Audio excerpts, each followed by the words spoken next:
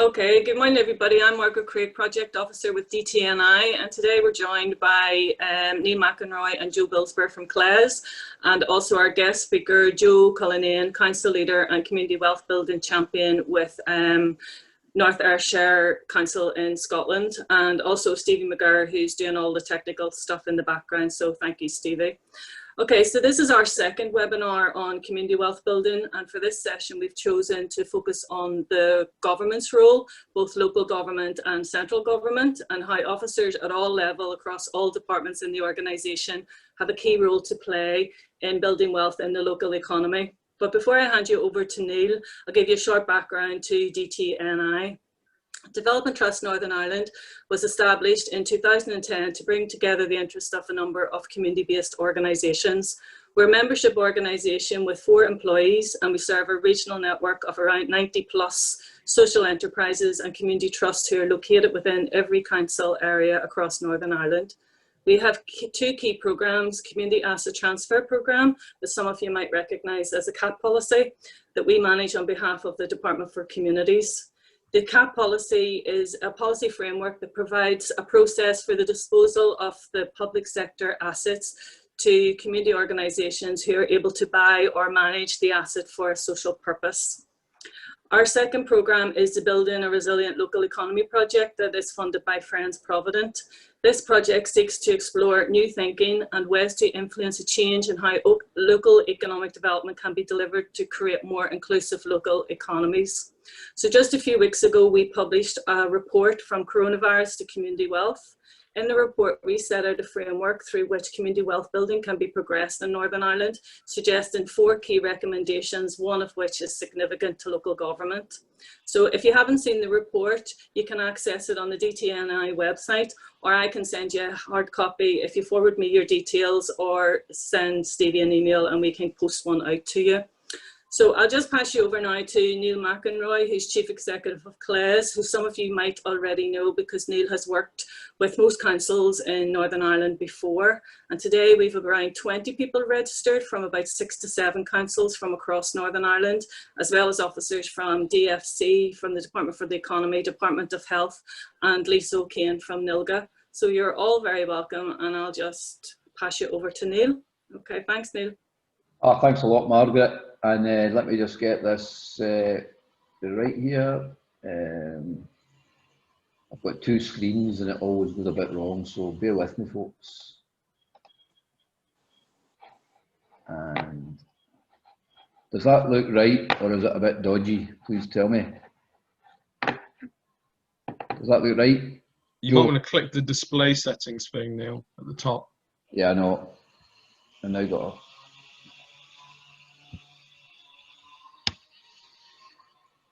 How's that? Is that good? Speak to me? Okay, yep. Great, brilliant. Well, hello, good morning everyone. Lovely to be here virtually. I'm Neil Mackinroy, I'm Chief Executive Centre for Local Economic Strategies, joined by Joe, and we'll hear from Joe Cullinane from Leader North Ayrshire in a bit.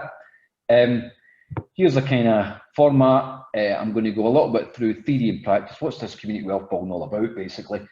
Then we'll hear from Joe.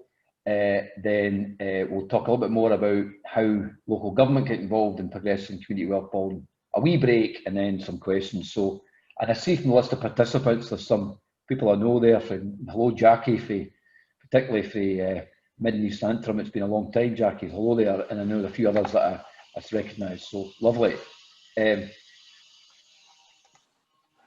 Oh, goodness me. Just a wee bit about CLES.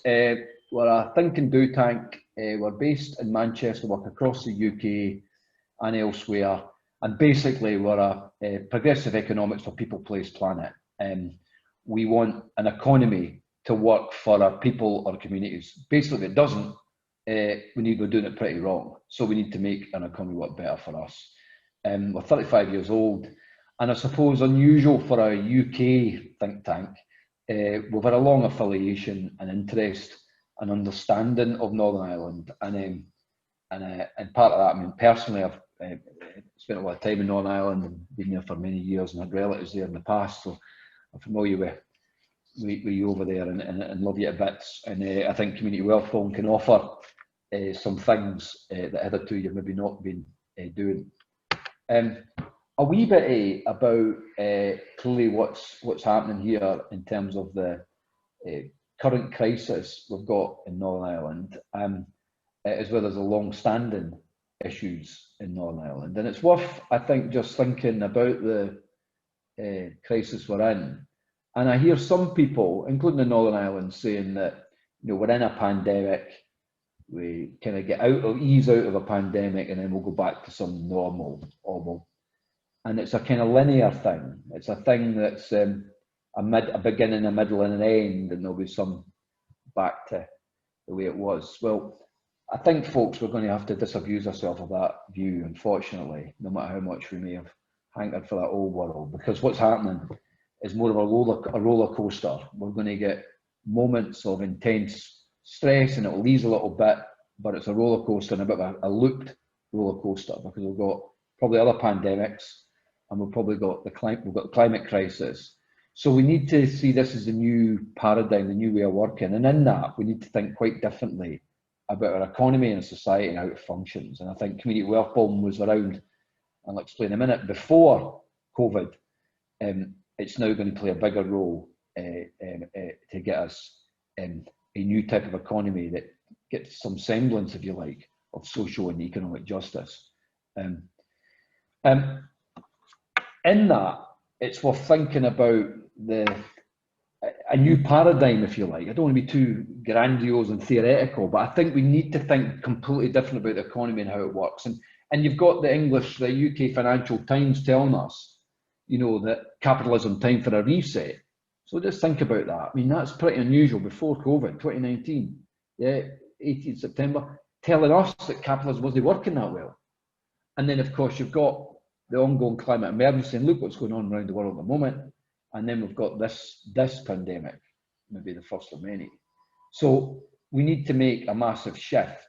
And if you think about moving to a kind of anecdote, really, is that the reason we started thinking about community wealth building, these are recent sort of things really, but the reason we started thinking about community wealth building was a story.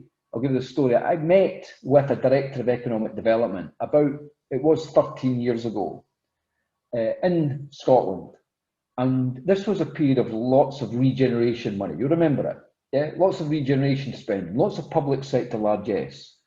The new Labour government at that time, and there was a bit more money flying around before GFC, global financial crisis. And this director of economic development said, we're having a chat. And I said, how's it going? He goes, great, lots of investment, new business park, new public realm improvements, job schemes. We're getting a new anchor store in our town. Town's on the up. Looks good. That sounds great. Well, it's changed the direction, changed the fortunes of your place then after this post-industrial place after many years. Oh, yeah. And then he says, you know what, I'm really a wee bit worried. I don't think it's actually changing people's lives. That's what do you mean? Well, the jobs are pretty low paid jobs. The communities are still poor. The wealth that's coming into our place seems to be taken away. It's going away somewhere else. Consultants, big companies with shareholders. It's not changing people's lives. It's not changing the system. And that then, 2007 system, got us thinking about wealth. And that's kind of where community wealth building goes. It's not focused on poverty, it's focused on wealth. Who has the wealth? Where does it go? And now we get more people's hands on it. And it's a suite of activities to address that. And if you think about wealth, look at this. 8 of the richest men, if they were to realise their assets, men, would have the same wealth as 3.6 billion people. That's an amazing concentration of wealth. Go a bit deeper, or more, go to the UK.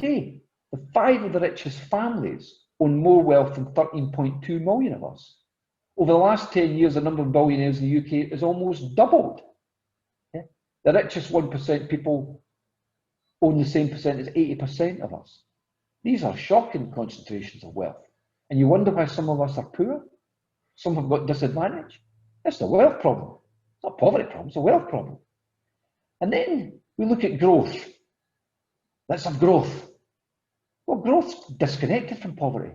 The pink line is growth, GDP, and the yellow line is poverty. Yeah, you see that there's actually been, they're disconnected. So when people say, don't worry about things, don't worry about it, we'll just get growth and everything will be okay. It's not. There's a disconnect. Growth is disconnected from poverty because growth doesn't go to the poor people. So a lot of growth goes elsewhere. So that's what, in essence, is community wealth building about. And in a sense, what it's saying, who owns wealth, who influences it, who benefits from it, is a defining feature of our economy. And if we think about wealth more, and we think about localising that wealth, socialising that wealth, and democratising that wealth, we will see a reduction in poverty and disadvantage. And I also think, and we probably could think, it will also address the climate emergency we've got. It, in a sense, brings wealth back home to our communities, our peoples, our hearts. That's been a bit complicated. Let's think it in simple terms. What's community wealth? It's plumbing, economic plumbing. All it does, simple. It says, where are the leaks? Where is the money going to people who are not in this community? Yeah. Who's getting the jobs that doesn't relate to this community? Who's making money out of our land and property but isn't us? Let's plug those leaks. Let's make sure we have more say over the economy, more say over land and property, more say over where the money goes. Let's plug those leaks. It also says, though, once we plug the leaks, let's make sure it floods and flows into our communities. Let's make sure the reservoirs, the architecture, so we can harvest that wealth and use it for ourselves. So it's, in essence, it's simple. It's economic plumbing. And in that plumbing, we look at wealth in 5 different ways, the 5 pillars. Yeah, let me explain a little bit with those. The first one is finance. What we're interested in community wealth building is how do we increase flows of investment within local economies by harnessing and recycling the wealth that exists. Local government pension funds, where are they investing their money? Credit unions, the banks, financial investment from, say, excuse me, Dtni. Where does that money go? And how does it really benefit our communities and our people? That's the first thing we look at. The second one we look at, excuse me. The second thing we look at is land and property. Developing the function and ownership of land assets held by anchor institutions so that local communities benefit from financial and social gain. We see in our great cities and many places our land and property, our land being sold to developers for financial gain. Nothing wrong with that. Everybody's got to make them up. But what about the local economic gain? What about the social gain? What about the cultural gain? What about the ecological gain? We need to think bigger and better about our land and property and who actually benefits from it. Then we've got spending. Where does the money that we have some control over go? I'm not talking individually, I'm talking about local authorities, universities, health institutions, those public services. Where do they spend their money? Where does Belfast City Council spend its catering contracts? Where does Mid and East Antrim buy its office furniture from? Is it from Global Incorporated? Or is it from the Ballymena office furniture suppliers? These things matter in terms of the local economy and who it works for. Then we've got workforce. Thinking about how we improve the prospects of local people in the workforce, particularly those big anchor institutions, real living wage, good terms and conditions, and so on. And finally, a lot of those add up to what we call the generative economy, the democratic and plural ownership of the economy, the inclusive economy.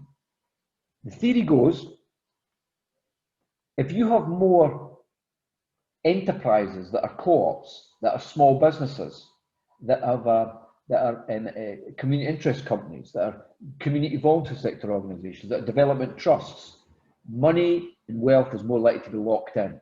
Why? Because they don't have shareholders that are based in the Cayman Islands. Yeah, they tend to pay their workers better wages. They tend to have more equitable working practices, and most importantly, they've got a greater relationship to place. A business, a Ballymena business in the high street of Ballymena, a cafe there, I can't remember what it's called, that lovely cafe in Ballymena, I've not got it in my mind, that's owned locally. I've spoke to the person. They employ local people. Yeah, when that guy makes a buck, he's from Ballymena. He'll invest it in Ballymena. Whereas down the road, the Costa, that's a different kettle of fish. They might employ local people in Ballymena, but the profits disappear very, very far away from Ballymena, very, very far from Northern Ireland. In fact, very, very far away from USA. They probably land in some tax haven. So this ownership model is particularly important. Community wealth building is moving apace, and here is a number of localities that's doing it across the UK. There's also places that's doing it in Europe and elsewhere. And the ones in green are the ones that are doing what we would call the full whammy.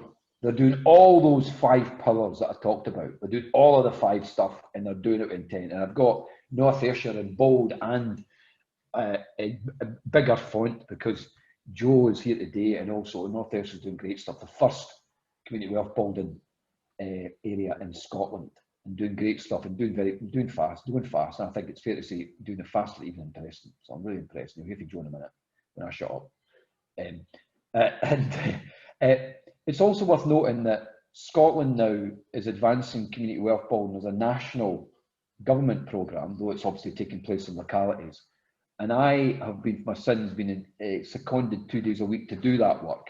So the Scottish Government is taking it seriously, and it's now being taken forward in 5 other areas, as well as probably a whole range of others through the auspices of COSLA, the Scottish equivalent of NILGA. I'm going to push on this. I'm going to talk, you'll get the slides, and this is all kind of giving the detail really of the different types of how these pillars work. A lot of detail there. I think I want to get more to questions and not hear me talking a lot. But basically say there's a lot of stuff going around all those pillars, which we could talk forever and a day on. But I want to get to the Preston story before we bring in Joe, because the Preston was the original big community wealth building place, and there's a story there that's interesting to a local government audience. And maybe we've all heard of Preston. It's always good to hear it from the, not quite the horse's mouth, but I was there from day one.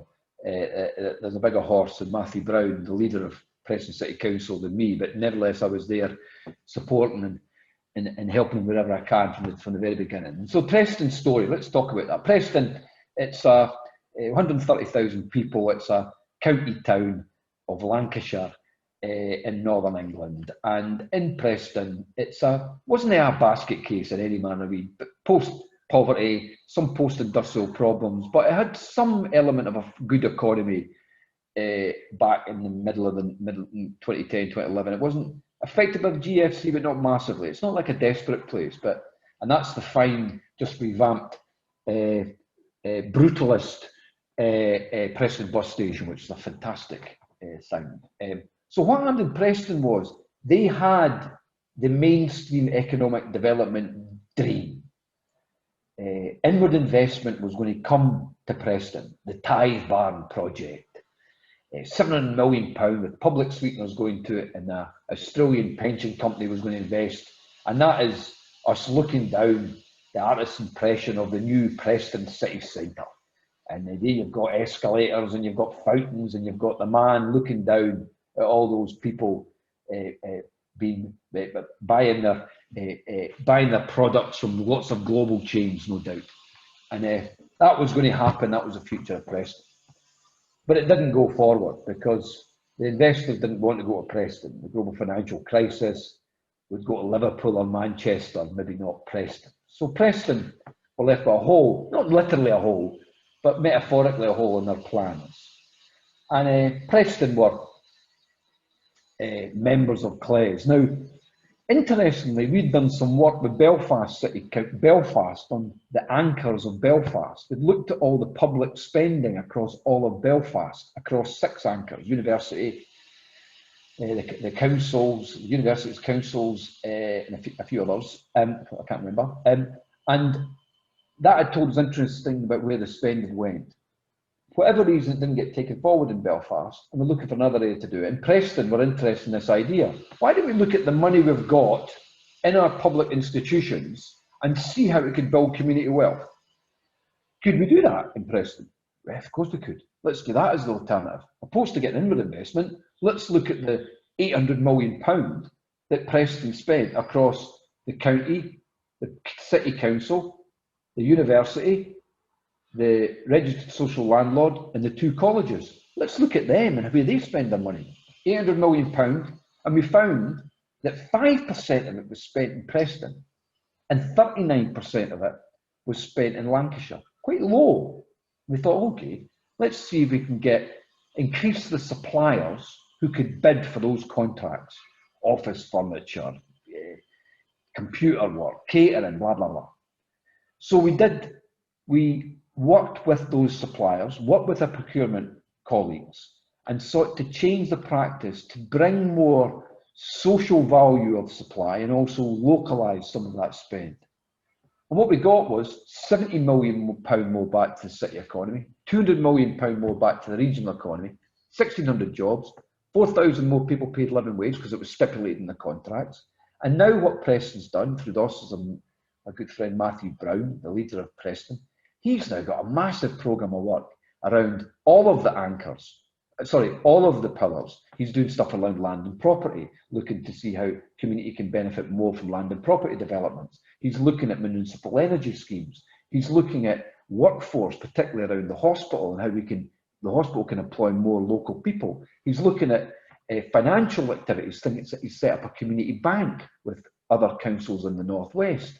He's got a cooperative development network that's seeking to grow a range of cooperatives that would then feed into the spending of those anchor institutions. He's looking at the Lancashire Pension Fund and how it can be used more for local investment.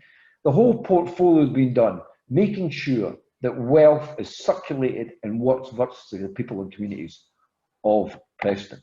And that is what Joe's doing, and what the ones in green I mentioned earlier are all endeavouring. They're all doing that scale of this community wealth building, and that is what we'll be doing in some of the other areas in Scotland. As I said before, those other areas are not doing all of the things. They're doing procurement, or they're doing land and property assets, but they're still part of the community wealth building family, we would argue.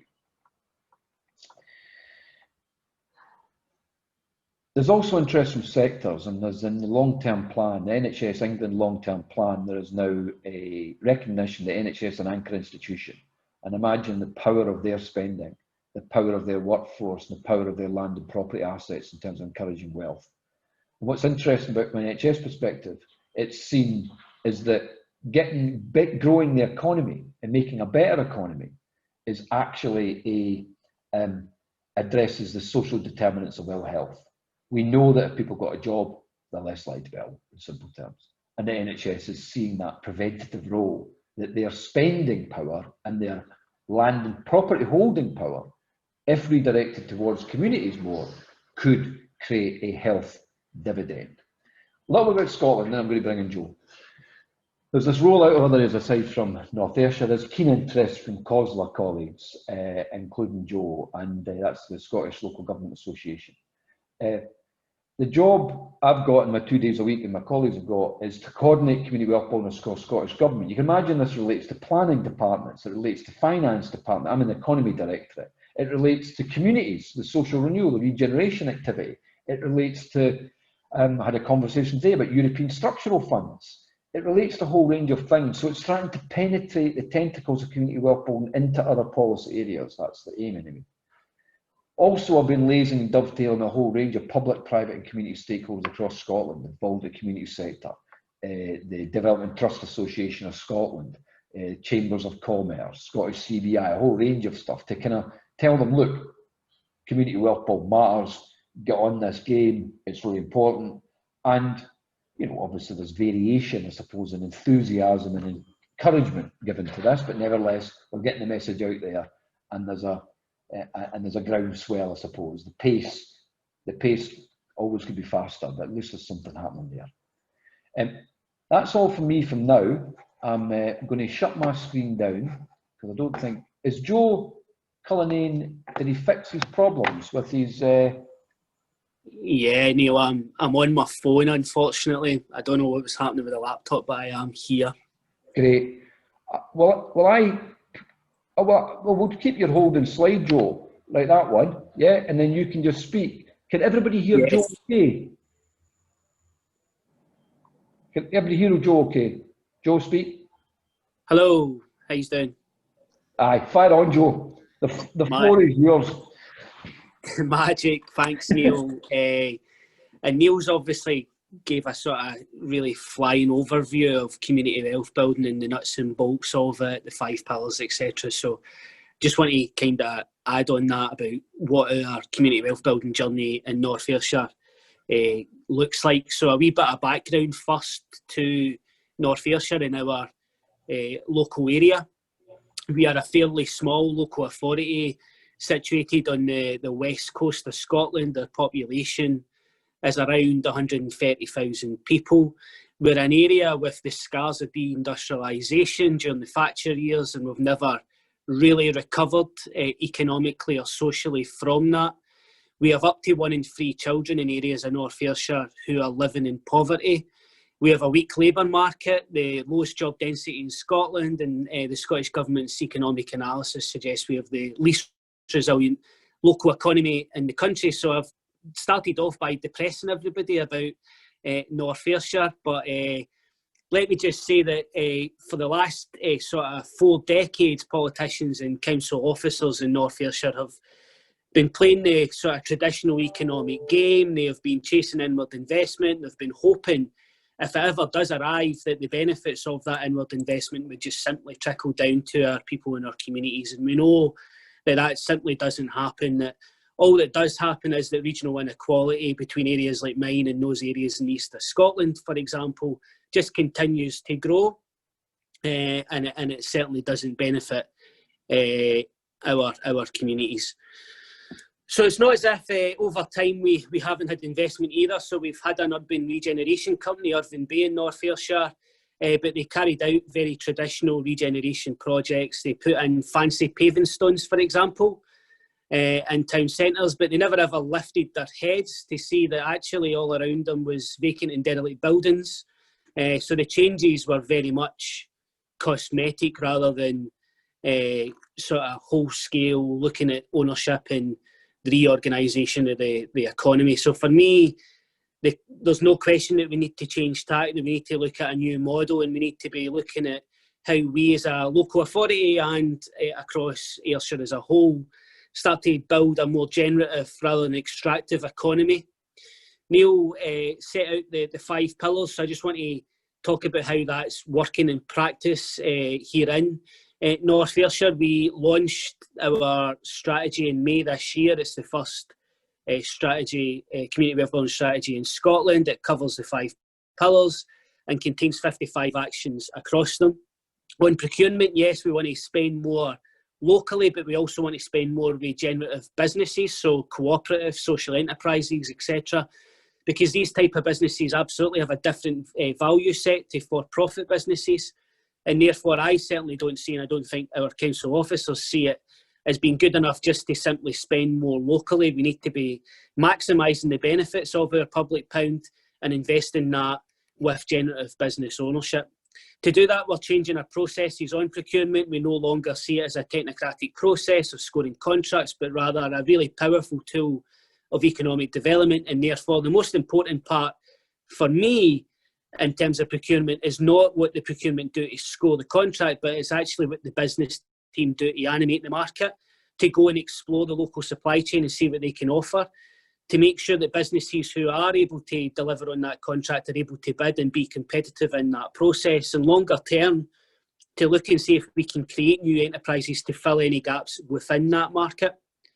The public sector across Ayrshire spends £1 billion a year procuring goods and services, so we want to be taking this procurement sort of policy and take a regional approach to it across Ayrshire with all the other public anchors.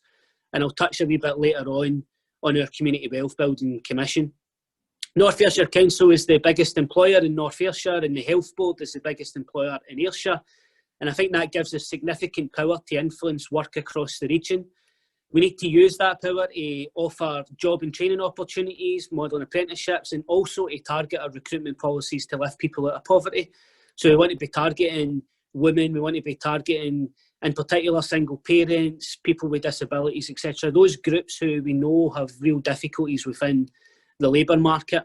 But we also need to use our influence as an employer to set the bar on pay and conditions across the wider economy. So that is the real living wages, making sure that we don't use 0-hour contracts, etc. Procurement might be a monetary resource that's at our disposal, but we also have other levers, including the fact that we own loads of land and buildings, and we need to see the real value in them. They're not assets to be sold off to manage budgets as we're hit by austerity. They need to be used for the common good. They need to be used to build and retain local wealth, and therefore we want to transfer ownership to community groups, cooperatives, other generative businesses and groups, and to put that land and the buildings that we own back into productive use. And we also want to see that land used as part of our net zero ambitions for tree planting, renewable energy generation, etc. And we want to explore how we create jobs and training opportunities from such investments. We have two big aspirations in the financial power pillar that Neil mentioned, the creation of a community bank, just like in Preston. That would be a mutual bank owned by the customers and able to use the customers' deposits to create new investment within the region.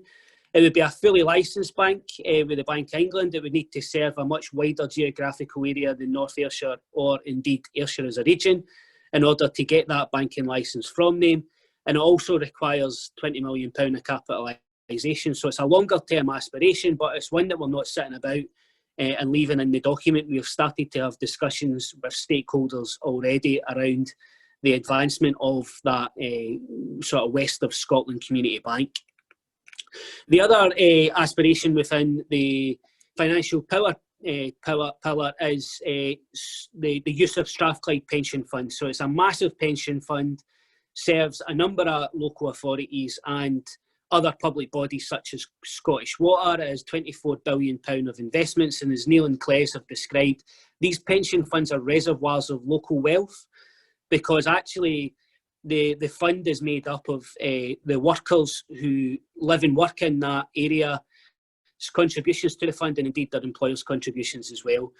So I want to see that invested within the regional economy to build and retain local wealth, and I had a meeting with Strathclyde Pension Fund last week to start challenging them on that. I challenged them on the two examples of local investment in North Ayrshire that they could give from the fund. One is an investment within the NPD PFI large school campus. They haven't invested in the campus contract themselves. They've invested in a hedge fund called Equitix, who have then invested within the school contract. And therefore, there's two layers of profit. I can see Neil shaking his head. There's two layers of profit built into that model of investment. And the second example of what they claim is direct local investment was the Ardrossan wind farm, which, and nobody knew this, but apparently it's wholly owned by JP Morgan Infrastructure Fund. And what Strathclyde Pension Fund have done is said, hi JP Morgan, here's £500 million of our members' money, go and invest it how you see fit, and they've invested it within that wind farm. So for me, I don't know about anybody else on the call, but that's certainly not direct local investment. I am challenging them on that, and I'm going to continue to work across the Strathclyde Pension region to challenge them on that. I want to see some proper direct local investment in our regional economy. I spoke earlier on about spending more with generative businesses, and to do that we're going to have to create more generative businesses in the first place, working with Cooperative Development Scotland, Co-ops UK and others to bring some influence and skills and expertise on cooperative development in particular. We also want to transition family-owned businesses, the majority of whom do not have a succession plan in place, and we want to transition them to worker ownership, not only protecting the company but also protecting employment in that company. And that's absolutely vital for an area like Ayrshire, where family-owned businesses after deindustrialisation have effectively become the kind of backbone of our regional economy. So if we don't get that one right, then we have a further risk to our economy and labour market. So to take all of this forward, we have 9 new community wealth building jobs being created, and we're also reframing the existing jobs within economic development. Those jobs, new jobs, will include people focused on community-led regeneration, looking at sort of supporting cooperatives, social enterprises, etc. We have a community wealth building commission which has the big public anchors represented on it. And last week I gave a presentation to NHS Ayrshire and Arran Health Board and got a really positive response. And as Neil said, my argument was that the healthier population is intrinsically linked with the economic and social conditions of that population. and the NHS therefore needs to make a much greater contribution to the economy and build and retain local wealth within it. So although we're seeing interest in the agenda from anchors and they are members of the Commission, in order to get a significant level of commitment from them to this agenda, we are developing an anchor charter which will have pledges across all 5 pillars, but also a 6th pillar of the environment. So we're asking them also to contribute to our ambitions to reach net zero by 2030. And we're hoping that they'll sign up to that charter in the next few months. Alongside the Commission, we have set up an expert panel which is focused on sort of challenging us and keeping us to our ambitious strategy. Neil's one member of that panel, but I think it's a really progressive panel with some really good people on it. And I'm really encouraged by the early work that the panel is helping us take forward in North Ayrshire. And finally, just to talk about what was approved last week at my cabinet meeting, which was our economic recovery and renewal approach. So we all know that COVID has been a public health crisis, but it's also an economic and social crisis, and we're just about to see, I think, the tsunami of redundancies if the furlough scheme is not extended by the Chancellor in the coming weeks. So we are taking this economic recovery and renewal approach to that challenge. In March, at the budget, so before COVID and before we were in lockdown, I created within my budget an £8.8 million investment fund. We funded that through refinancing loans, but that fund has now been used to support the economic recovery and renewal. That recovery will absolutely take root through the 5 pillars of community wealth building, but the investment fund has been invested in what we're terming a sort of local Green New Deal approach. So it's going to be invested in municipally owned renewable energy generation. That will bring an ongoing revenue stream to the council that can then be reinvested in the area as well. We're creating a new Green Jobs Fund and we're investing £500,000 in tree planting. We're going to take a much more aggressive approach to tackling the issue of vacant and derelict land in our towns, including trying to bring those in private ownership into public ownership through the council. Using compulsory purchase order powers if necessary. We're reframing existing business grant funding to establish a new community wealth building business fund that will support businesses that are distressed as a result of COVID to help them through this immediate crisis, but we're also going to use it to facilitate the development of cooperatives, worker-owned businesses, etc. We have a council house build programme in North Ayrshire of 1,575 new council houses over the next 5 years, and all of those developments will go through a community wealth building lens to make sure that we maximise the benefit of that investment. We are looking to accelerate our capital programme to support the recovery from COVID, and again we'll put that through the 5 pillars of community wealth building to make sure the investment lands in our area. And finally, we have the Ayrshire Growth Deal, which is our version of the city deals. Within the Ayrshire Growth Deal, we do have a £3 million pot of money for community wealth building. That's allowing us to bring East Ayrshire and South Ayrshire councils into the room in terms of community wealth building and get them on the same kind of journey so we can take a regional approach. But I've always said that it's not a £3 million pot of money for community wealth building. The Ayrshire Growth Deal needs to be a £250 million community wealth building opportunity. And therefore, that whole growth deal will need to go through the 5 pillars of community wealth building as well to make sure that this isn't the sort of old traditional extractive model of inward investment that I think a lot of city deals are perpetrated on. But actually, this is a much more generative and progressive growth deal that we can actually learn lessons from across the country to be adapted and used in other areas. So I'm going to end there, Neil. I am happy to stick around and take part in the Q&A with you as well. So thanks for inviting us, and thanks for the interest in community wealth building in Northern Ireland. I think there's been a huge amount of interest in it in Northern Ireland. Certainly had quite a lot of contact myself, so good to be joining you today.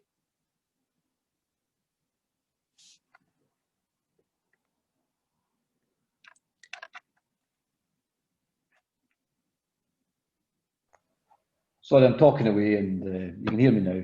Joe, thanks very much, and thanks for your time, and thanks for extending your time. You can speak to us with the questions and answers, and just get your questions and chat going, folks. And just to say that I hope you got a feel from Joe. And every time Joe speaks, and I've actually heard him a few times now, and there's always new elements, you see. You know, maybe seen him about a week ago, and there's something else has happened, and something else has happened. You know, there's new elements. The health board thing was kind of new, I think, to me. So that's another great thing. It just keeps going. It's brilliant. The ambition there, you know, the strategy, it's in front of you, but also the practice. And there's something there I think it's heady for me, and hopefully it's heady for you listening in there. And also Joe wouldn't say it, because you can tell, I think he's a pretty humble man, and humble's good, but there's something about the agents of change here, and Joe's important, but also the chief executive is important, and a whole range of officers that have really got behind this, and a whole range of people in the community. This is there is Joe, the leader, but let's think it's about Joe. He's been a great leader, but there's others that are playing a part in this, creating this culture of let's shift this economy to work for us in North Ayrshire. And we could do this in Northern Ireland. I've seen it. We can do this. So we don't need to wait for Stormont. We don't need to wait for a leader. We can get going on this. So hopefully you get that feel from Joe. And we'll get your questions and thoughts in, anything at all. But I just want to frame it a wee bit, if I can. If I can get this thing to work. You might be thinking, some of you might be thinking, yeah, can't do this in Northern Ireland. Well, I think you've got the context in Northern Ireland that's pretty good. Arguably some things that maybe even a bit better in Scotland, you wouldn't know. Community planning you've got significant public sector spend. You've never had the austerity, I mean, I know there's debate about that. You've never had the austerity that England has had, or say Scotland's had. I don't think to the same scale. A lot of your economy is driven by the public sector. That's insulated you a bit, but there's still dreadful levels of poverty in Northern Ireland. You've probably got 50 or 60% of your whole economy is driven by the public sector spend. Scotland's probably 35-ish, yeah? What you could do if you repurpose that spending, that energy, those anchor, that land and property towards community wealth building, amazing potential. You've got a great community development sector, including Development Trust Northern Ireland. Very active community, you've got traditional social economy and inclusive ownership. And you've got wellbeing economics as part of your programme for government. And then if you looked at the pillars, you've got great stuff in that. You've got well-developed credit unions. You've got the different forms of ownership. You've got the community asset transfer stuff. You've got the Community Rights Act being pushed for Dtni. You've got a range of stuff that's already there. What I'm saying, folks, is the ingredients are there. Yeah? And what we've laid out in the report with Dtni is steps of where we go next with this, right? But there's nothing stopping councils to get going with this now. We're here to help. Joe will speak to anyone anytime. We can get this going anywhere now. So let's get cracking on this, folks. Any questions or thoughts on this? I'm going to end this slideshow, if I may. Stop share. Any questions or thoughts? Am I facilitating these? Anyone got a quick? You do it, Margaret, or will I? Either. I just got one here, and it's actually for Joe. And Joe, it's somebody's asking what the link is between community planning in Scotland and community wealth building, and are there any lessons that we in Northern Ireland can learn from what you have already done? Yeah, I mean, community planning in Scotland tends to be those public anchors. So around the table in the community planning partnership is the NHS, Ayrshire College, Scottish Enterprise, Police and Fire. So they are the sort of groups and organisations who are also part of our commission. What I would say is that we have set up the commission specifically to get community wealth building out of the community planning partnership forum itself. I mean, I think, and I don't know how it works in Northern Ireland, we have had some Northern Irish councils come and visit us to see how community planning works in North Ayrshire, but for me, there's always been a frustration that I think the local council drives so much of the CPP work, and the other partners don't necessarily drive much at all. They also can say that they're signing up to various aspects of it, but I think we need to tie them down to a level of commitment to the agenda so that when they leave the room, they don't just say, right, okay, we're going to do community wealth building, but then they leave and they don't actually do anything. So the whole approach of the Commission and then the Charter is to make sure that we ask them to evidence their contribution to this agenda. So we're starting to introduce through the Commission that other anchor institutions will lead on aspects and items of the agenda. So next week's Commission, Scottish Enterprise will come and talk about how they're thinking about reframing their business support in light of community wealth building. And we're hoping to, in the next Commission after that, have the NHS speaking about how they can use their power as a big purchaser through procurement, but also a big employer, and also through the land and assets, and contribute to the agenda through that. So yes, there is a connection with the Community Planning Partnership. We talk about it at the CPP board, but I've explicitly and for good intentions removed it from that forum to create the Commission so that we can hold it and drive forward community wealth building at a faster pace. Okay, thank you. So that's how you hold them to account, basically? Yeah. Yeah, well, that's what I'm hoping to, and I'm hoping that the Anchor Charter will certainly do that. They've been part of the discussions on the development of the Charter, so I don't see any reason why they wouldn't sign up to it. But once they do sign up to it, part of it will be that you'll need to come back to the Commission on an annual basis and give us some evidence of your community wealth building activities. Okay, great. The other thing you mentioned about putting things through the 5 pillars of community wealth building, could you give us an example practically of how you're doing that? So if you think about the house building, so if you look at the development of that, we have actually been using an Ayrshire-based business for most of that construction. It's a company called Ashley, but by using Ashley and working with Ashley during that development, they're then using that investment to create modern apprenticeships. They are using it to go into schools and do some work with schools around construction training and pathways into modern apprenticeships in the construction industry. So we're getting the benefit of that investment. It's creating jobs in North Ayrshire. It's creating new opportunities for young people.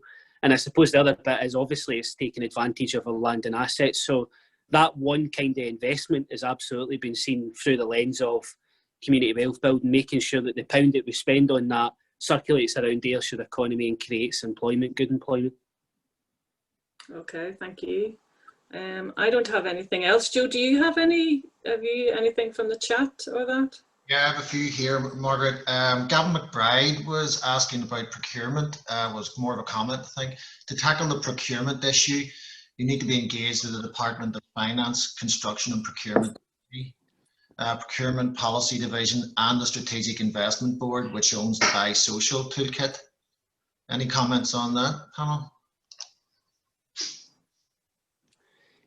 I don't know the landscape in Northern Ireland that well in terms of your procurement. What I can speak about is in Scotland, and Neil will confirm this, that the procurement stuff is in no way around sort of taking a protectionist approach to procurement. It's about taking a progressive approach to procurement. I certainly don't want to be competing with East and South Ayrshire, or indeed Inverclyde or Renfrewshire at the other side of me. What I want to be doing is seeing local businesses competing and beating the multinational companies by us having a different approach to procurement.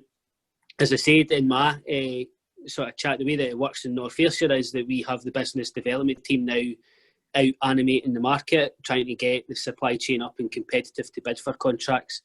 We use quick quotes, which is the sort of goods and works that are a value below the threshold, and the business team can now go away and sort of basically almost pick and choose the local businesses that are there to give them that. That is a process of making sure that there's enough competing for the contract so that it's still legal. But I think the wider bit here is that in Scotland, certainly we had a procurement bill in the Scottish Parliament about 6 or 7 years ago, and actually We were told at the time that you couldn't mandate stuff like the real living wage and procurement in all public contracts because of European Union regulations. Well, actually, the European Union regulations haven't applied in terms of competitive tendering during the lockdown. It was basically set aside and you could go and do procurement in a very different way. And secondly, we are going to be leaving the European Union, in which case I know there's going to be a lot of sort of negatives comes out of Brexit, but we also need to be looking at the opportunities to use it to build a new economy if that is what the landscape that we're going to be living in. And surely now is the time to say, well, if we're not part of the European Union and we're not constrained by their own procurement regulations, we can do something much more progressive. And Neil and the Democracy Collaborative have outlined on a number of occasions the idea of a social licence to operate. So anybody that wants to win a public contract would need to commit to and contribute to the economic and social benefit of the area and the environmental benefit through stuff like the real living wage. And I'm sure Neil will want to add something to that. Joe's done excellent that, and I would just say in a Northern Ireland context, this point about the procurement is that my understanding of Northern Irish procurement stuff is there's nothing significantly different or barriers because you're under European procurement law, and there is some flex in terms of social benefits. It's not maybe not as virtuous as we got in Scotland or England, but nothing too massive there. The issue here is not really, I wouldn't say clearly departments need to get behind this agenda and think, but the issue here is, Joe alluded to it, supply. This is about supply. It's about trying to encourage more suppliers and grow, having a business support mechanism that starts to get more and more local and social suppliers into that. That's the trick here. We're a little bit of a wormhole to go down this to think it's all about procurement and it's about legislation. It's actually, let's increase the supply. And I think, and I've spoken to many people in Northern Ireland, is that there's many, many virtuous inclusive ownership models who don't get a sniff at some of those big things because they've not been encouraged to bid. And that's more of the issue rather than the procurement itself.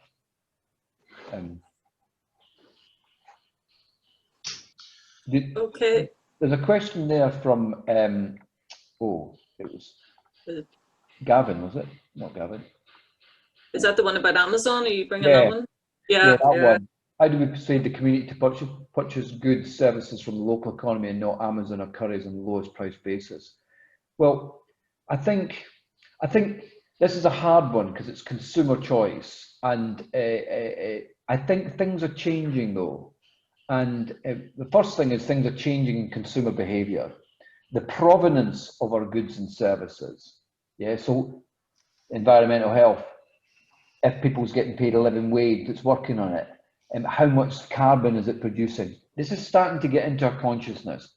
It's all very well me sitting here and middle class, well-earned person sitting in Manchester saying this, but I know, but it's starting to penetrate that idea of how we act as consumers and how it impinges on the planet and other people and workers. It's starting to grow. But also there's legislation, of course. We can actually curb and curtail and start to change our investment models and sweeteners that encourage some of these bigger global players. And finally, I think we can actually start to change their behaviour as well in terms of the responsibilities that they have to the places that they land. So it's a tricky one. But of course, the successes we've seen elsewhere in community wealth building already, including what's happening in North Ayrshire and the success that's coming, this is working around some of this stuff, these big questions. But it's not saying, oh, that we can't change that, so we're not bother doing it. We work around it. We try and get some more local bookshops. We can try and get some more local household goods suppliers, blah, blah, blah. That's what we need to do, yeah? And that's what this community wealth building is sort of about. And if I could jump in as well on that, one of the things that in Claire's work is that we often sort of liaise with a lot of councils on the ground to see what they're doing and where their heads are at. And we had a meeting last week with a few councils based around Greater Manchester.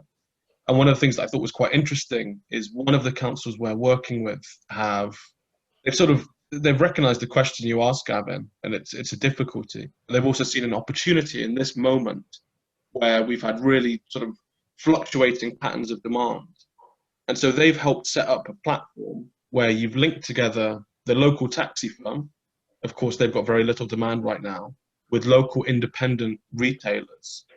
So you've sort of got like a Stockport, I've given away where it is, right? You've got like a Stockport version of Amazon with a considerably smaller cut being taken, because Amazon take a hefty cut.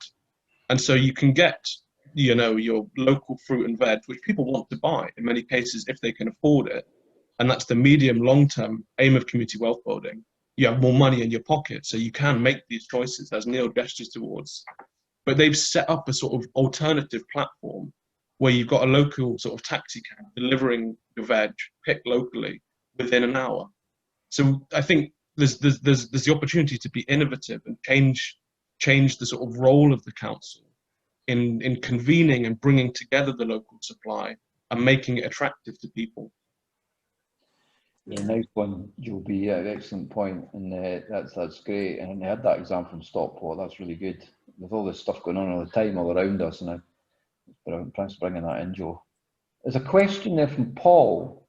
Maybe Joe, you can have this. Joe C. Community wealth building is very good in theory, but is there the leadership capacity and resources in Northern Ireland to deliver? Yes, the third sector should be supported. The question is this the best way? And what about enterprise companies and other trusts? It's a specific question, Joe, but what would you say in terms of how we would catalyse this potentially in Northern Ireland? What would need to happen? Not knowing the landscape, but is there other ways we can work around this? What would you think would be key trigger to get this going from your experience? I mean, you know, Neil, that we took the time in North Ayrshire, so we may well now be making some quick sort of momentum and moving at quite a fast pace, but we took the time, I think, to make sure that we absolutely embedded it within our organisation, and also the time to go and speak to our third sector and to engage with wider anchors in that, and make sure that people understood the concept, they understood the value of it and what we were trying to achieve through it. So I think that taking that time for us has probably been really beneficial. I think most certainly in terms of how we change the culture in this organisation, the local authority. I mean, I think that the culture of local government, just like any arm of the state, really is pretty traditional in its thinking. I mean, there's professional norms and people have got to where they are doing things a certain way. So you need to sort of challenge that culture a bit, because the culture in these institutions can actually be the barrier to doing some of this. So I think for my own point of view, and I can only speak from my own point of view, I think the political leadership was important. We said at the start that this was what we wanted to do.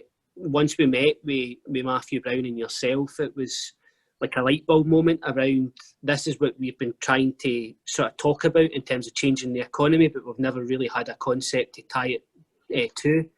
And therefore, this is what we're going to invest a lot of time and put a lot of effort into.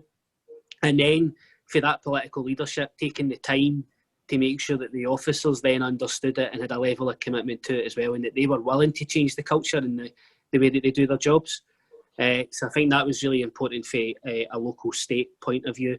But I think you do need to have that level of engagement with the wider anchors. I mean, there's no point in us as a local authority saying that we're going to do community wealth building if we don't have any partners alongside us to do it. Always say, Neil, that it's called community wealth building for a reason, and community comes before the wealth bit, and it's about tackling the wealth and who owns the wealth, but the community bit is fundamental. So therefore you need to go out and make sure that A, people understand it, and B, that they're signed up to the concept, because you can't deliver it without the local state, but you can't deliver it without the third sector, other groups and other anchors as well. Hopefully that's answered that. I don't know if it has. I think it did. No, I think it did answer it in terms of the anchors, but also that connection with communities. And I think we are finding different routes to this to be developed and grow. And in a previous session we did in Northern Ireland, we had an exploration of the Belfast work that we were engaged in. It's wondering why that didn't take off in 2013. And I've thought a lot about that, and that was sponsored by the City Council. It did involve a range of the other anchors. The reason it didn't really take off, we didn't speak as much to the community. I think it should have been landing the community more, or the communities of Belfast. I think that was maybe a thing, and we should have engaged more with people like Dtni and the whole community architecture. I think that would have given it more heft, because it was relying on one thing, really. It was relying on the mayor at the time. Yeah. They were the driver, and that mayor then, it's Belfast, it's a year, I think, isn't it? Is that right, CV? It's a year.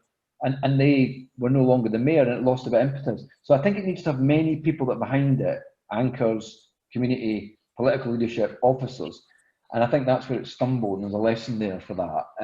But I think when it works well, for instance, it's not even started in local authorities in some areas. In some areas it's been the university, or it's been the community, or it's been, like in Belfast, much more the social landlord. Sorry, Joe, go on. So Cleveland, Neil? Yes. I mean, Cleveland, this whole kind of concept flourished into in Cleveland, in Ohio, and it was the other public institutions like the universities, the colleges, the health institution and that started to look at procurement in particular. So I absolutely get that, but from my own point of view, I can only speak as a council leader, and it's obviously, for me, it has been that political leadership, and I think that the point you raise is pretty important, that we did this journey started this journey a year after our election, which meant that there's still 4 years a term to go. Whereas I think what you're highlighting is in Belfast, they started to work with yourself in Cles, and then there was a change of leadership of the council. And I know that they probably took a different course, and I think they've went with inclusive growth, Neil, which, you know, in North Ayrshire, our officers were involved in before we came up with the idea of community wealth building. Yeah, the other thing, I think, and you'll be familiar with this, Joe, sometimes, is the Northern Ireland.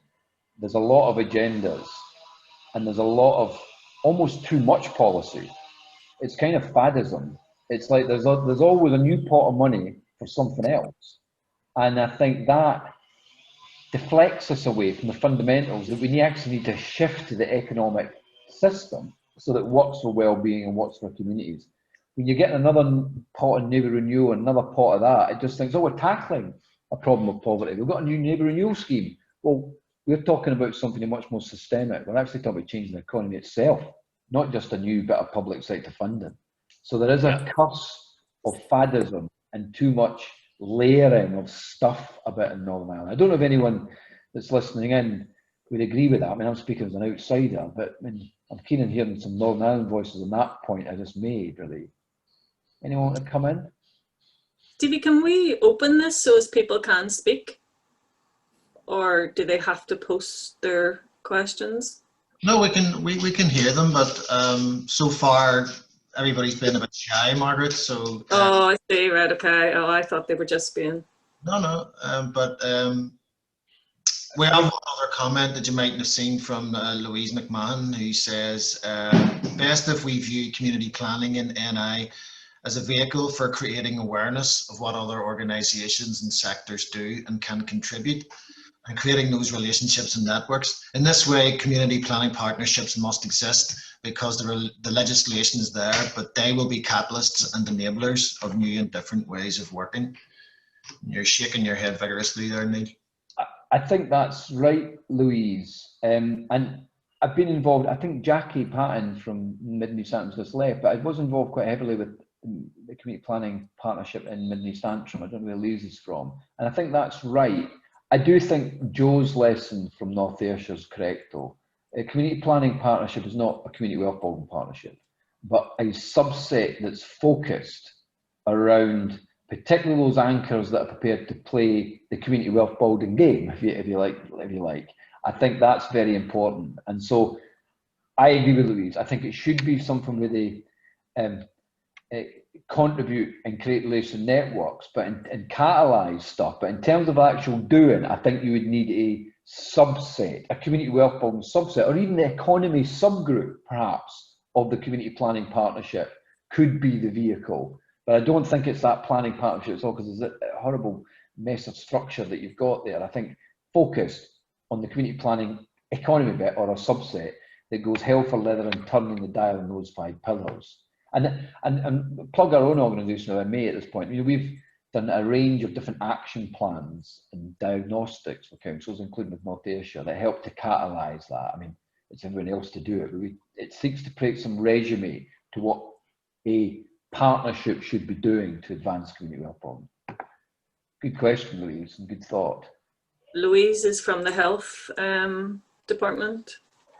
Well, is she really? Well, She's health, yeah, she's health, Louise. I mean, I don't know if she's of health. Hugh Ellis, if I can name a name, but I'm naming his name in a good way. Hugh Ellis, I don't know. He was a good advocate of some of these thinking and really seen the health institution as anchors in Northern Ireland.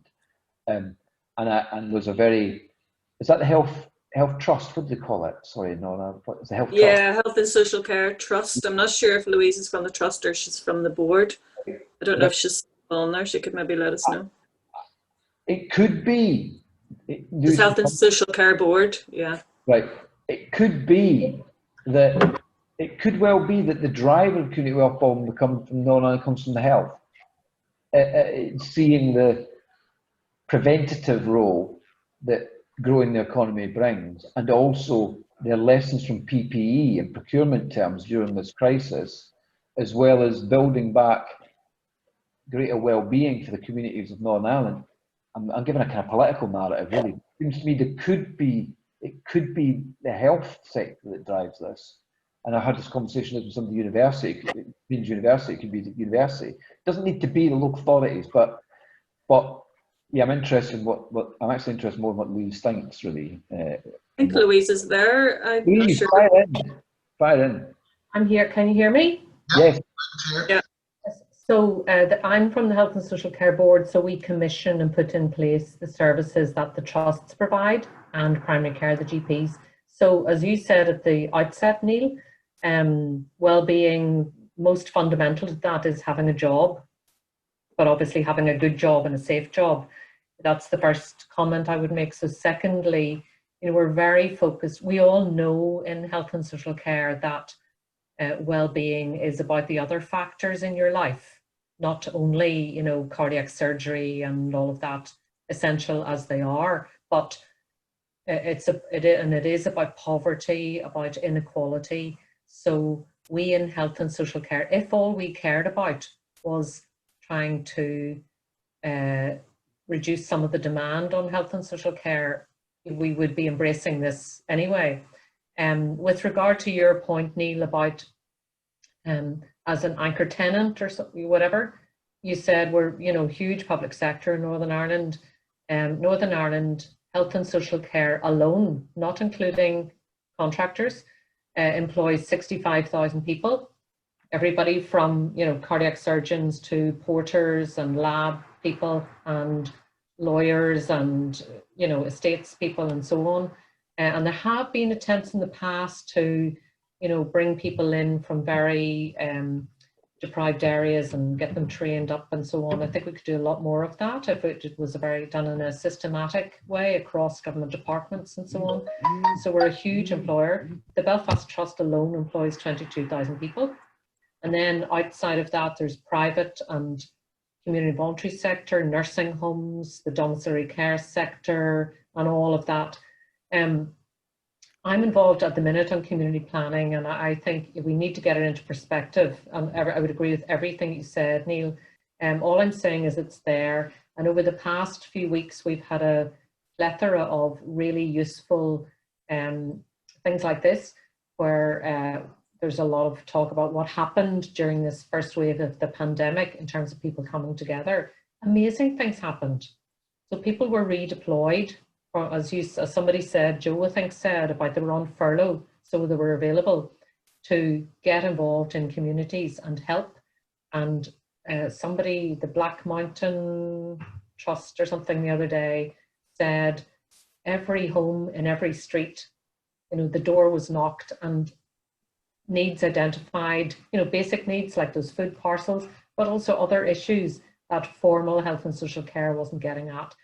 So where health and social care is so involved in life and society in Northern Ireland that, so many people work in it.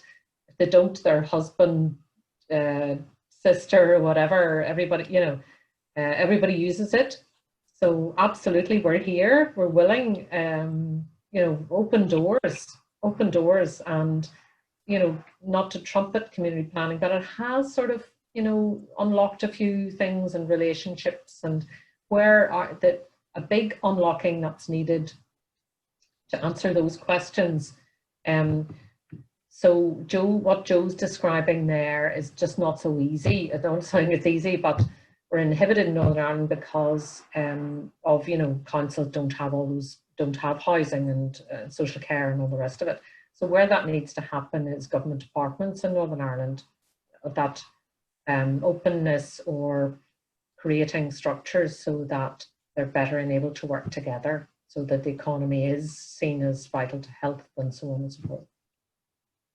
No, thanks for that, Louise. And just to kind of, I think the challenge in Northern Ireland is that despite the fact that you've got high levels of public spending, you have ingrained levels of poverty and disadvantage. And there's legacy issues, of course, around some of that. But as an outsider, start from the premise is that with that level of energy and acumen and public spending, there should be much less poverty in Northern Ireland. And that means there's something going wrong with the existing public wealth system, not health, wealth system. And that means a duty upon all government agencies to make sure that every single pound they've got is acting in a community wealth building way. And I'm not sure that is universally, it may be universally understood, but it's not universally practiced. And I think that is the ultimate challenge. I think we could reduce poverty in Northern Ireland if we did community wealth building at scale. I'd love to see a local authority or a community planning partnership to give that a good go and see where we can get to. That's the next step for me, for the local government community and community planning community in Northern Ireland. I would say we need a North Ayrshire for Northern Ireland and see where we get to. Joe. No, and I think just to emphasise your point, Neil, so whilst the landscape in Northern Ireland might be different in terms of the powers that local government has and the resources and the services that it delivers, but it's different in England from what it is in Scotland as well. So every nation, the UK is different, and I think the ideas that we're talking about here aren't sort of one size fits all. And therefore, we've always said that what community wealth building looks like in North Ayrshire will be different from what it looks like, for example, in a local authority area in London, which has very different challenges for others. And therefore, your point earlier on about a housing association or a health board leading on this, I think is fine, but I think it just needs that partnership where the anchor institutions are all kind of signed up to the same kind of agenda. And I think that's the important bit, and that's why we've set up that commission separate for the CPP to make sure that it's focused on the issue of community wealth building and driving it forward. Okay. I think we've got Michael, is it Michael Goodwin there? I'm not sure, Michael, if you want to ask a question. Do you want to come in? Michael, your microphone's off. Thanks, just got it back on now. Just something that Neil said earlier about the public sector here. I think, I mean, I'm a member of I'm a local government councillor now in Newton Abbey, but in a previous life I spent 30 odd years in the community and voluntary sector. And from our perspective, I think, from that perspective, I think there's two problems. One, there's a culture of fear of failure in the public sector, that they're very risk averse, and a demonstration of that is when you get good ideas coming from the community and voluntary sector or from any other sector, what you tend to get is a process of developing pilots. So we've had pilot scheme after pilot scheme after pilot scheme, funded for 2 years, 3 years, potentially at the end of it assessed, but the assessment goes nowhere, and it doesn't really matter how beneficial or good the actual pilot scheme was. If it doesn't fit the particular policy guidelines at that particular time, or it doesn't fit whatever department the funding came from. If that has changed, then, and I think that then it doesn't get ongoing continued support. And I think that has created a lot of reluctance on the part of the community and voluntary sector to get sucked into committing themselves to new initiatives and that they can't clearly see how and where they're going to be supported into the future. I mean, I'm very hopeful about developing community wealth building and in 6 counties, and I think it's important that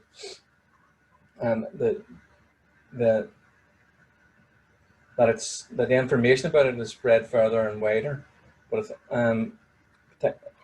among the community and voluntary sector as well as among politicians. But I do think that the problem is going to be convincing people who are tested out in terms of new initiatives and new policies to get them to commit to another new policy. And I think there's a lot of work that's going to need to be done around that, and I know Charlie and Margaret and Dtni have been doing a lot of that work. But I think it's something we're going to have to think about how we roll that out across the board. It's not just at the level of the anchor agencies; it'll be at the community level. I think we need to go at it, bring it from both directions. Thanks. Michael, we just come in there. Michael, that's a really good point, and you're spot on, I think, there. And the way I see Northern Ireland is that it's got a lot of policy, well-intentioned policy, but it's sort of like on shaky foundations, because it never asks the deep questions of what is the economy and who it works for. It never does the economic system change questions. It's got the economy, and then it adds on a neighbour renewal on top of a shaky foundations of a flawed economy. Yeah. It talks about inward investment. It talks about inward investment, but then at the same time, it's like seeing disinvestment from community. There's a dissonance there. What community wealth building doing is trying to say, look, this is about economic change in a big way, and I think it does need to come from the communities. But it's not exceptional in Northern Ireland. There's an exceptionalism always been on. Oh, we're different. Well, you're different. We're all different. But you know, you've had your things going on. But every place has got the same problem. And the problem we've got right at this moment, every country in the world, is that like we've got massive economic structural change in society, paradigm shift. The game's off. We're not going back to anyway like the old normal. Like the linear model I said before, there's no linear model, it's a roller coaster loop. Climate change, going pandemics. If we can't change at this moment the economic system in our society, when on earth are we going to? Give up the game. We need to change now. And the energy can come from communities. I think it has to come from communities more to kind of, and what Louise was talking about, that community power, that energy looking after each other. Let's look after each other through the lens of an economy. Let's get our economy looking after each other. And let's join together to start take control of land and property more, and start controlling more commercial economic activity. So, Michael, you really eloquently explained, I think, the nub of the thing here, but it's no unique to Northern Ireland. I do think we need to get into this deeper systemic change in the economy and stop just putting another policy idea or programme onto it. And there is ongoing conversations with the executive though, and we're having one in a few weeks' time ourselves in Development Trust Northern Ireland, so we can see that might turn the dial a wee bit further. Thanks, Michael. Bob on comments. I don't know, Joe, have you got any thoughts on that? You're familiar with this in terms of? Yeah, I mean, I don't think it's very different from where the landscape has been for the third sector and community sector in Scotland, to be honest.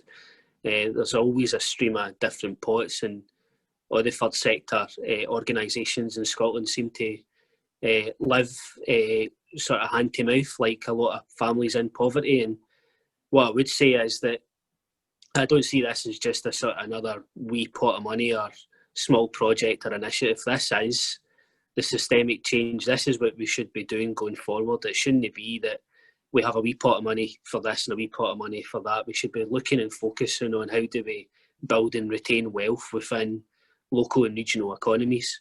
And for public institutions like a council, like a health board, for a college, a university, to be thinking about how they spend their money. That's public money, and we should be actually tracing every single pound that's spent and looking at not just what the monetary value of that is, but the wider social and economic value as well. So I would just say that whilst that feeling might well be out there in the third sector, that feeling's out there in the third sector in Scotland, but yet since we started talking about community wealth building, since we launched the strategy in May, there's been a real spike in interest that you know about, Neil. Just a couple of weeks ago, we spoke at the CEIS Social Enterprise Conference, 200 folk on a virtual conference platform. Real interest in it, and they see the benefit of this kind of concept to their sector. They support the idea of a more generative economy, and therefore I think if you went to the third sector with some really ambitious ideas around how you take community wealth building forward in Northern Ireland, I think you would find that they would be very much up for this, and to change the way that the system has worked over the last few years, where it is policies and pots of money and they have to bid for it in a sort of short-term basis. Great stuff. I wonder if we're starting to wind down a little bit. Is there any more? I mean, it's getting near that time. Yeah. And I don't think there's any more questions there. I think we've answered all the questions that people have put forward. I suppose that leaves me just to say, I see Charlie, he's still on the screen, but I don't think he's there to come in. Are you there, Charlie? No, he's not. No, he's gone. Yeah, so from our point of view, from DTNI's point of view, we launched our report, the Coronavirus to Community Wealth. And we, as I said, we had 4 key recommendations built into that. And the approach that we were looking at and the framework which Joe was very, very instrumental in putting together for us, the approach is from a Stormont down, from a community up, and as the councils in the middle and the anchor organisations, as they will be the enablers of community wealth building. So that's the agenda that we're going to be driving forward for the next I'm assuming a couple of years. Joe, maybe in Scotland you can tell me this didn't happen overnight. It was a long process, and yeah, I think we need to have that systemic change, which Neil, you're talking about, and also the culture change. You know, I know for myself, I come from a local council background, so you know, I am well aware of the culture that exists. But yeah, so we are working with Department for Communities. We have the meeting with the Minister in a few weeks' time. We're also going in front of the Department for Economy Committee in Stormont to, again, just to bring it to their attention. It's more of a PR job at this point. And then councils, any council that out there, any officers out there who think, yes, this is something that could really work in our council area, we'd love to hear from you. Just drop me an email, you know, Charlie or I, we can follow up with from your chief executive, or even if it's just an officer who thinks they've got a good idea on how they could drive this forward within their community. We're open and willing to talk to everybody. And then from our own point of view, we've obviously got our own membership base, and all our members, we will definitely be driving this.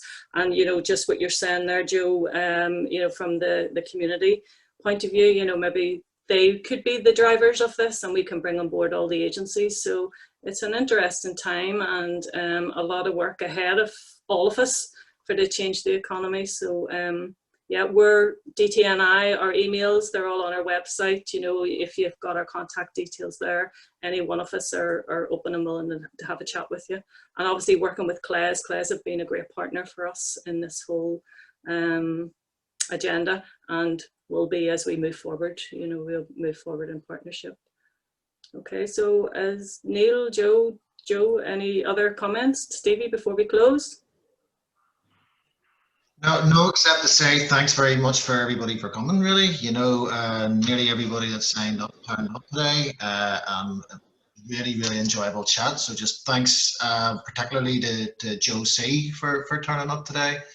Really interesting. No bother. From somebody who's still going through it, you know, so good stuff, everybody. Yeah, thanks everyone. No Yeah, bother. cheers, Thank you everybody. very much.